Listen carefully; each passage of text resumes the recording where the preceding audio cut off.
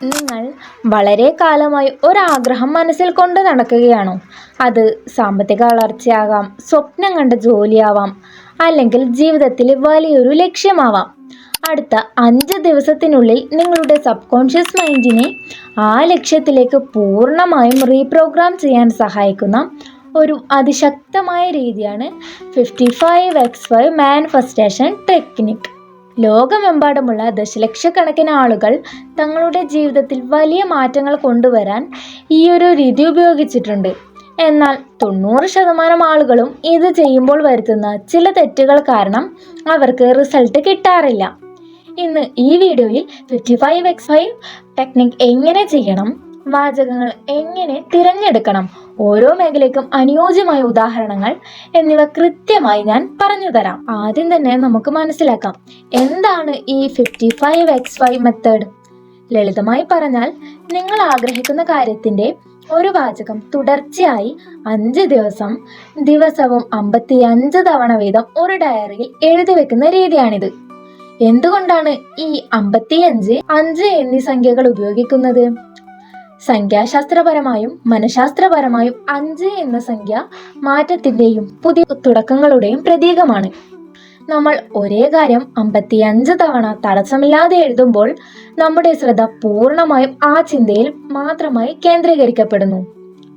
ഇത് നമ്മുടെ ഉപബോധ മനസ്സിലെ പഴയ നെഗറ്റീവ് ചിന്തകളെ മാറ്റി പുതിയൊരു പോസിറ്റീവ് ബിലീഫ് സിസ്റ്റം ഉണ്ടാക്കാൻ സഹായിക്കുന്നു. നിങ്ങൾ വീണ്ടും വീണ്ടും എഴുതുമ്പോൾ തലച്ചോറിന് ഇതിനെ ഒരു യാഥാർത്ഥ്യമായി സ്വീകരിക്കാൻ തുടങ്ങും. ഈ ടെക്നിക് ആരംഭിക്കുന്നതിന് മുൻപ് നിങ്ങൾ കൃത്യമായി പാലിക്കേണ്ട 4 പ്രധാന നിയമങ്ങളുണ്ട്. ഒന്നാമത്തെ നിയമം, ഇതിനായി ഒരു പുതിയ നോട്ട്ബുക്കോ ഡയറിയോ മാറ്റിവെക്കുക. ഫോണിലോ ലാപ്ടോപ്പിലോ ടൈപ്പ് ചെയ്യാൻ പാടില്ല. സ്വന്തം കൈപ്പടയിൽ എഴുതുമ്പോൾ മാത്രമാണ് തലച്ചോറും മനസ്സും ഒരുമിച്ച് പ്രവർത്തിക്കുന്നത്. രണ്ടാമത്തെ കാര്യം, നോ ഡിസ്ട്രാക്ട്സ് ആണ്. എഴുതുന്ന ആ 5 മുതൽ ഒരു 20 മിനിറ്റ് എഴുതുന്ന എത്രയാണോ സമയം, ആ ഒരു സമയത്ത് നിങ്ങളുടെ ഫോൺ മാറ്റിവെക്കുക. ആരും ശല്യപ്പെടുത്താത്ത ശാന്തമായ അന്തരീക്ഷം തിരഞ്ഞെടുക്കുക. മൂന്നാമത്തെ നിയമം, ഒരു സമയം ഒരാഗ്രഹം മാത്രം പാടുള്ളൂ. 5 ദിവസം കൊണ്ട് ഒരേ ഒരു പ്രധാനപ്പെട്ട ലക്ഷ്യം മാത്രം മാനിഫെസ്റ്റ് ചെയ്യുക. പല കാര്യങ്ങൾ ഒരുമിച്ചെഴുതിയാൽ ഫോക്കസ് നഷ്ടപ്പെടും. നാലാമത്തെ നിയമം, ഒരേ സമയം തിരഞ്ഞെടുക്കുക. ദിവസവും ഒരേ സമയത്ത് തന്നെ എഴുതാൻ ശ്രമിക്കുക. ഉദാഹരണത്തിന്, രാവിലെ എഴുന്നേറ്റ ഉടൻ അല്ലെങ്കിൽ രാത്രി ഉറങ്ങുന്നതിന് മുൻപ് എഴുതുക. ഈ ടെക്നിക്ക് ഏറ്റവും പ്രധാനം നിങ്ങൾ എഴുതാൻ തിരഞ്ഞെടുക്കുന്ന വാചകമാണ്. ഇതെപ്പോഴും പ്രസന്റ് ടെൻസിലായിരിക്കണം. കൂടാതെ അതിൽ ഗ്രാറ്റിറ്റ്യൂഡ് ഉണ്ടായിരിക്കണം. വരും ദിവസങ്ങളിൽ നിങ്ങൾക്ക് ഉപയോഗിക്കാൻ പറ്റിയ ചില വ്യക്തമായ ഉദാഹരണങ്ങൾ ഞാൻ പറയാം. സാമ്പത്തിക പുരോഗതിക്കായാണെങ്കിൽ, എനിക്ക് ഭാവിയിൽ നിറയെ പണം വേണം എന്നതിന് പകരം എൻ്റെ ജീവിതത്തിലേക്ക് സാമ്പത്തിക സമൃദ്ധിയും പുതിയ വരുമാന മാർഗങ്ങളും അനായാസമായി ഒഴുകിയെത്തുന്നതിൽ ഞാൻ പ്രപഞ്ചത്തിന് നന്ദി പറയുന്നു. ഇങ്ങനെ എഴുതുക.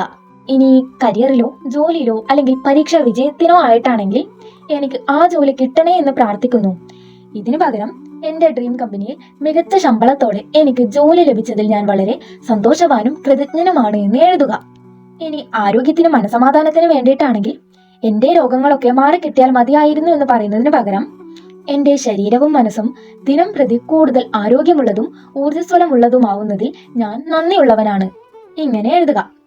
ഇനി റിലേഷൻഷിപ്സിലാണെങ്കിൽ, എല്ലാവരും എന്നെ സ്നേഹിക്കണം എന്ന് എഴുതുന്നതിന് പകരം, എൻ്റെ ജീവിതത്തിലേക്ക് നല്ല സൗഹൃദങ്ങളും സ്നേഹവും പോസിറ്റീവ് മനുഷ്യരും ആകൃഷ്ടരാകുന്നതിൽ ഞാൻ സന്തോഷിക്കുന്നു എന്ന് എഴുതുക. വാചകം എഴുതുമ്പോൾ അത് വളരെ വലുതായിരിക്കരുത്. 55 തവണ എഴുതാൻ എളുപ്പമുള്ളതും മനസ്സിൽ പെട്ടെന്ന് തട്ടുന്നതുമായ ചെറിയ വാചകം തിരഞ്ഞെടുക്കുക. ഓക്കെ, ഇനി ഇത് പ്രായോഗികമായി എങ്ങനെ ചെയ്യണമെന്ന് നോക്കാം. ആദ്യം 1 മുതൽ 55 വരെ പേജിൽ നമ്പർ ഇടുക. ഓരോ വരിയും എഴുതുമ്പോൾ ആ വാചകം വെറുതെ ഒരു റോബോട്ടിനെ പോലെ എഴുതി തീർക്കരുത്. ഓരോ വരി എഴുതുമ്പോഴും ആ ആഗ്രഹം ഇപ്പോൾ നടന്നു കഴിഞ്ഞതായി മനസ്സിൽ വിഷ്വലൈസ് ചെയ്യുക. ഉദാഹരണത്തിന്, ജോലി ലഭിച്ചതാണ് എഴുതുന്നതെങ്കിൽ, ആ ഓഫർ ലെറ്റർ കയ്യിൽ കിട്ടുമ്പോൾ നിങ്ങൾക്കുണ്ടാകുന്ന സന്തോഷം, വീട്ടുകാരെ അറിയിക്കുമ്പോൾ ഉണ്ടാകുന്ന ആ ആവേശം, ആ വികാരം ഉള്ളിൽ അനുഭവിച്ചുകൊണ്ട് വേണം ഓരോ വരിയും എഴുതാൻ. മാനിഫെസ്റ്റേഷന്റെ യഥാർത്ഥ ഇന്ധനം എന്നത് നിങ്ങളുടെ ഇമോഷൻസ് ആണ്. ഇനി പലർക്കും ഫലം കിട്ടാതെ പോകുന്നതിന്റെ പ്രധാന കാരണങ്ങൾ എന്തൊക്കെയാണെന്ന് നോക്കാം. ഒന്നാമത്തെ കാരണം ദിവസങ്ങൾ മുടങ്ങുക എന്നതാണ്. 5 ദിവസം തുടർച്ചയായി ചെയ്യണം. ഇടയിൽ ഒരു ദിവസം മുടങ്ങിയാൽ വീണ്ടും 1-ാം ദിവസം മുതൽ ആരംഭിക്കേണ്ടി വരും. രണ്ടാമത്തെ കാര്യം, എഴുതുമ്പോൾ സംശയിക്കുക. ഇത് എഴുതിയാൽ ശരിക്കും നടക്കുമോ എന്ന ചിന്തയോടെ എഴുതിയാൽ അത് വർക്കാകില്ല. മൂന്നാമത്തെ കാര്യം, മടുപ്പോടെ എഴുതുക എന്നതാണ്. 55 തവണ എഴുതാൻ മടി വിചാരിച്ച് എങ്ങനെയെങ്കിലും എഴുതി തീർത്താൽ എനർജി നെഗറ്റീവ് ആകും. നാലാമത്തെ കാര്യം, ദിവസവും മുഴുവൻ ഇതിനെക്കുറിച്ച് ആകുലപ്പെടുക.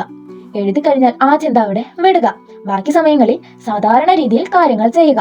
അഞ്ചാമത്തെ കാര്യം, പ്രവർത്തിക്കാതിരിക്കുക എന്നതാണ്. എഴുതി വെച്ചിട്ട് വെറുതെ ഇരുന്നാൽ പോരാ. നിങ്ങളുടെ ഭാഗത്തു നിന്നുള്ള പരിശ്രമം ഉറപ്പായും എടുത്തിരിക്കണം. അപ്പോൾ ഇന്നു മുതൽ ഈ മാനിഫെസ്റ്റേഷൻ ചലഞ്ച് ഏറ്റെടുക്കാൻ നിങ്ങൾ തയ്യാറാണോ? നിങ്ങളുടെ ആഗ്രഹം എന്താണെന്ന് മനസ്സിൽ ഉറപ്പിച്ച് ഒരു ഡയറിയും പേനയും എടുത്ത് ഇന്ന് തന്നെ ആരംഭിക്കും. ഐ അക്സെപ്റ്റ് ദ ചാലഞ്ച് എന്ന് കമന്റ് ബോക്സിൽ ടൈപ്പ് ചെയ്തുകൊണ്ട് നിങ്ങളുടെ പോസിറ്റീവ് യാത്ര ഇവിടെ തുടങ്ങാം. 5 ദിവസത്തിന് ശേഷം ഈ വീഡിയോയിൽ തിരികെ വന്ന് നിങ്ങളുടെ അനുഭവങ്ങൾ പങ്കുവെക്കാൻ മറക്കരുത്. വീഡിയോ ഉപകാരപ്പെട്ടെങ്കിൽ തീർച്ചയായും ലൈക്ക് ചെയ്യുക, നിങ്ങളുടെ കൂട്ടുകാർക്കായി ഷെയർ ചെയ്യുക.